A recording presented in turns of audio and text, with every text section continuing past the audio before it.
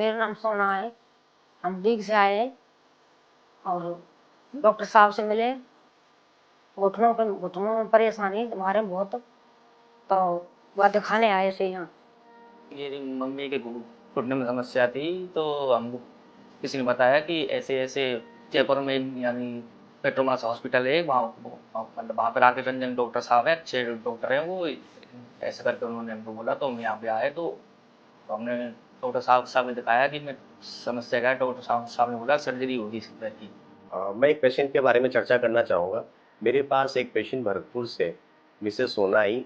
वो लगड़ाते हुए मेरे पास आई। वो ठीक से चल नहीं पा रही थी, हाथ में लाठी थी, जिसके सहारे वो चल के मेरे पास ओपीडी में पहुंची।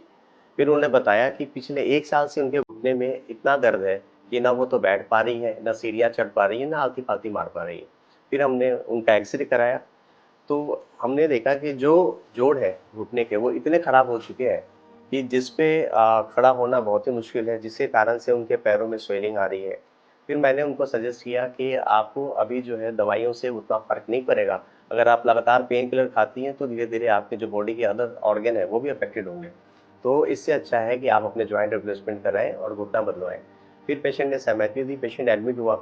फिर हम लोगों ने जो देखा कि उसके जो बाएँ पैर है, बाएँ पैर का घुटना बहुत ही ज़्यादा खराब है, तो हमने डिसाइड किया कि जो सिर्फ़ एक पैर है, उसका ही ऑपरेशन करेंगे, दूसरे घुटने को अपन बाद में देखेंगे। फिर हम लोगों ने उसके बाएँ पैर के घुटने का प्रत्यारोपण किया। सर्जरी करवाई थी हम, 10 दिन हो गए हमको। सर्जरी करा के अच्छी सर्जरी हुई है, कोई दिक्कत वाली बात नहीं है किसी भी।